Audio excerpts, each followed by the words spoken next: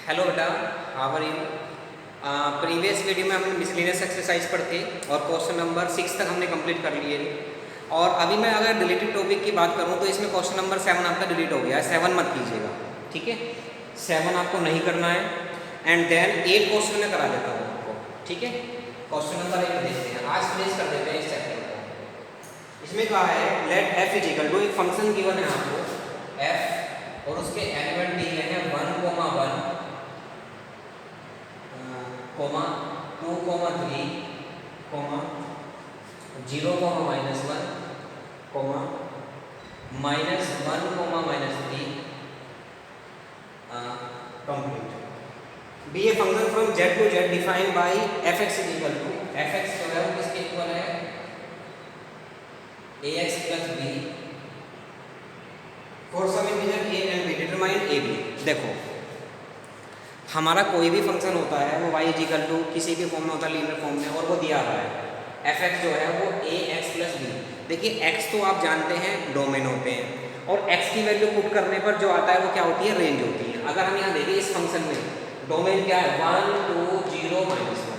आप 1 रख रहे हैं, x की वैल्यू 1 पुट कर रहे हैं तो fx की वैल्यू 1 आ रही है। ये fx की वैल्यू तो है दोनों, ये 1, 3, -1, -3 जो रेंज होती है। मैंने कहा था ना कि इनपुट वैल्यू पुट करने पर, यानी कि इनपुट x की वैल्यू पुट करने पर जो fx की वैल्यू आती है आउटपुट, उनको क्या बोलते हैं, रेंज बोलते हैं। तो x की वैल्यू पुट करेंगे, वो पहला एलिमेंट हो गया। सेकंड एलिमेंट क्या है, fx की वैल्यू यानी कि रेंज। तो यहाँ लिखो when x = 1 and f of x = 1, therefore क्या इक्वेशन बनेगी, यहाँ 1 रख दो, a × 1 + b, तो a + b = 1, एक फर्स्ट इक्वेशन आ गई। व्हेन सेकंड रखो x = 2 and f of x = 3, तो देयरफॉर क्या आ जाएगा, fx की जगह 3 आ जाएगा, ये आ जाएगा 2a + b, यानी कि इक्वेशन आ गई 2a + b = 3। This is second equation. बस सोल्व कर दो 10 की तरह, इसमें एलिमिनेशन मेथड से सोल्व कर दीजिए। सेकंड फर्स्ट इक्वेशन लिखो a + b = 1, this is first. Subtract कर दीजिए, minus minus minus, b कैंसिलेड, a = कितना आ गया 2, a की वैल्यू 2 कहाँ पुट कर दो, फर्स्ट इक्वेशन में, देयरफॉर b = कितना आ गया 2, 1 - 2 -2, ये फाइनल आंसर आ गया। a b की वैल्यू फाइंड हो गई आपकी, ठीक है, क्लियर है। और देखते हैं 8 के बाद 9 देखो।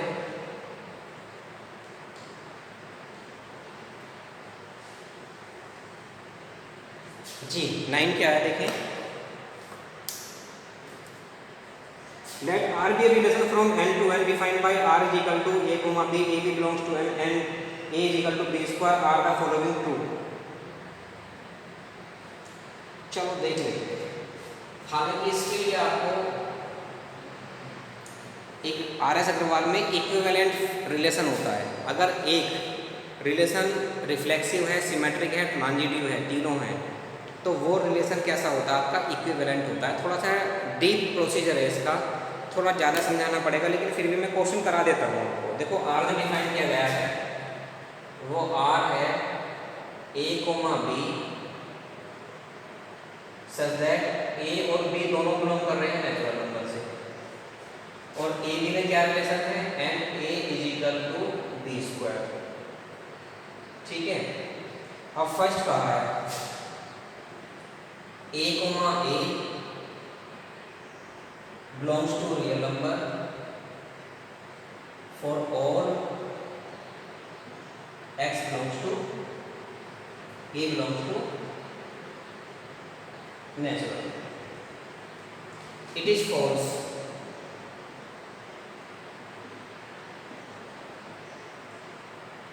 क्यों, when a = 1 then a किसके इक्वल है, b², तो 1 = b², तो b भी किसके इक्वल आ गया, 1 के इक्वल आ गया। इसके लिए तो ट्रू हो गया, क्योंकि a और b दोनों इक्वल है, क्योंकि a के लिए कह रहे हैं। जब आप a = 2 लेंगे तो या 4 ले लो, आप a = 4 ले लो, तो ये रहेगा 4 = b² या b = आ जाएगा +- के 2। ठीक है, क्लियर है। यहाँ भी बल्कि प्लस माइनस का आएगा तो यहाँ भी फॉल्स हो जाएगा ये, क्योंकि इसका रूल ले रहे हो आप। ठीक है, तो जब A 4 है और B कितना आ रहा है 2, क्या दोनों इक्वल है? नहीं, इक्वल नहीं है, नॉट इक्वल है, इसलिए ये फॉल्स हो गया आपका। ठीक है, इसे बोलते हैं रिफ्लेक्सिव। ठीक है, रिफ्लेक्सिव होता है। सेकंड देखो, सेकंड कह रहे हैं a b, A, B belongs to real number and implies B, A also belongs to real। ठीक है जी। अब देखो अपोजिट एलिमेंट आ जाएंगे क्या इसके लिए? आपने A की वैल्यू आपने 4 ली, B की वैल्यू कितनी आ गई 2 आ गई। आप A की वैल्यू 9 ले रहे हैं, B की वैल्यू कितनी आ जाएगी 3 आ जाएगी। आप A की वैल्यू कितनी ले रहे हैं 1 ले रहे हैं, B की वैल्यू भी सपोज करो 1 आ गया। हम फिलहाल पॉजिटिव नंबर्स ले रहे हैं, तो जो फंक्शन बनेगा वो फंक्शन बनेगा कुछ इस तरीके से 4, 2 और 9, 3 और ये बनेगा 1, 1 डैश डैश हो गया। अब ये 4, 2 है तो 2, 4 आ जाएगा क्या इसमें? कहीं आ जाएगा 2, 4? नहीं आएगा, किसी भी वैल्यू के लिए नहीं आएगा। 2, 4 आ जाएगा अगर हम क्या करें 2, 4, A की वैल्यू 2 और B की वैल्यू 4 नहीं आएगी, जब पॉसिबल नहीं होगी। इस रिलेशन से जब पॉसिबल हो जाएगी 2, 4 नहीं होगा, तो ये भी क्या है आपका फॉल्स। ठीक है जी, इतना पार्ट हो गया है ये। मैं जरा इसको रफ कर देता हूँ, फिर थर्ड पार्ट और सोल्व कर देता हूँ, इसको नोट कर लीजिएगा।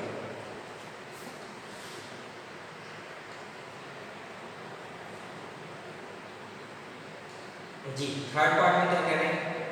थर्ड पार्ट होता है ट्रांजिटिव का, ये सिमेट्रिक का था जो अपोजिट करा था हमने। थर्ड में कह रहे हैं वो A, B belongs to R, B, C belongs to R, then implies A, C belongs to R। ठीक है, अब आप देखें जरा इसमें, मान लीजिए आपने कहा A, B belongs to R कर रहे हैं, तो A किसके इक्वल है? when A, B belongs to R, therefore A किसके इक्वल है? B स्क्वायर के। और जब B, C बिलोंग करेगा R से तो क्या होगा? B इज इक्वल टू हो जाएगा C स्क्वायर के। ठीक है, बट आप इन दोनों को देखो, यहाँ A is equal to B square है, तो यहाँ से अगर B की वैल्यू निकाले ना तो रूट A किसके इक्वल आ गया? B के। एंड और B किसके इक्वल है? C स्क्वायर के। तो B के इक्वल, तो रूट A किसके इक्वल हो गया? C square. तो क्या रिलेशन बन रहा है इसके लिए? AC के लिए। Therefore A, C not belongs to real number relation से। ठीक है, ये रिलेशन का साइन है, सॉरी रियल नंबर नहीं है, रिलेशन का साइन है ये, इक्विवेलेंट रिलेशन। तो ये भी क्या आ गया आपका? फॉल्स आ गया, तो ये जस्टिफाई हो गया। ओके, चलिए लास्ट क्वेश्चन रह गया है आपका, नहीं लास्ट में भी तो रह रहे हैं। A, B, C A, B दिए हैं और फंक्शन दिया है F इज रिलेशन, ये कर लेना आप अपने आप कर लेंगे। ठीक है, 11 देखें जरा आप।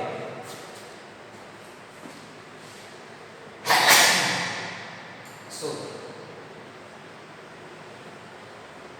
Question number 11,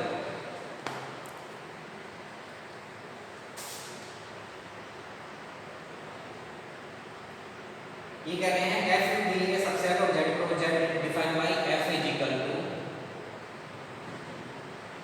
AB, A plus B। ये फंक्शन क्या एलिमेंट है इस तरह से, सच दैट A और B दोनों क्या कर रहे हैं? Belongs to Z।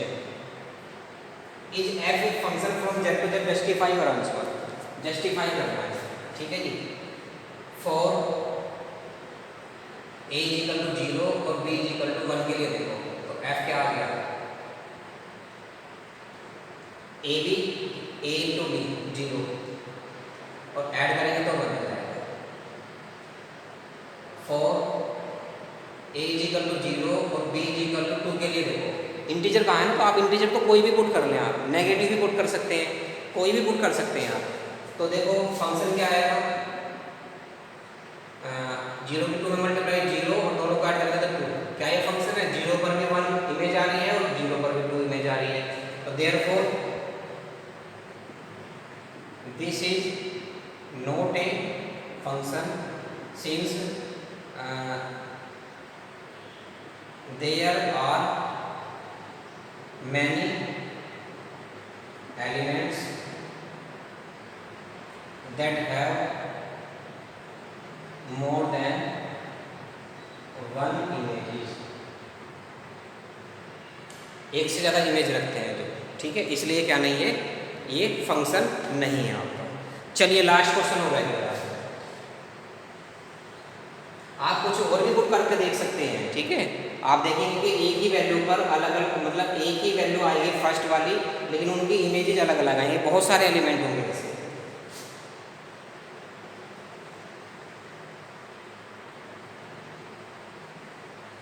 देखें, let a is equal to function, sorry एक सेट दिया है आपको 9, 10, 11, 12, 13 और f जो है वो डिफाइन बाई है a to natural number, fn is equal to the highest prime factor of n।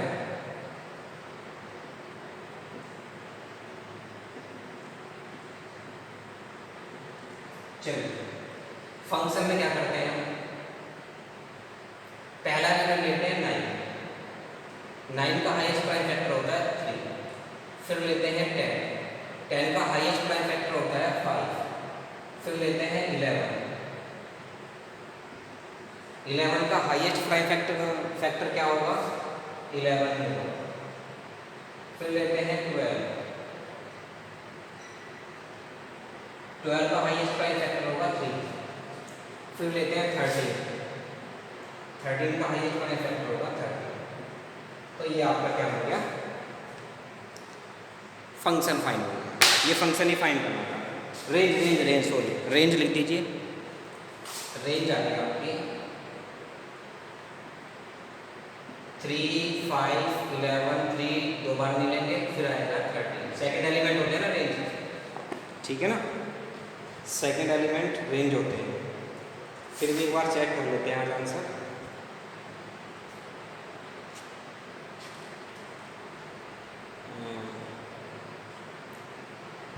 Three 5, 11, 13 सही है, 3, 5, 11, 13 ओके क्लियर। आज चैप्टर फिनिश हो गया है और नेक्स्ट वीडियो में नेक्स्ट चैप्टर स्टार्ट होगा, I think permutation and combination, that is most important chapter for you. Okay, thank you बेटा, हैव ए नाइस डे।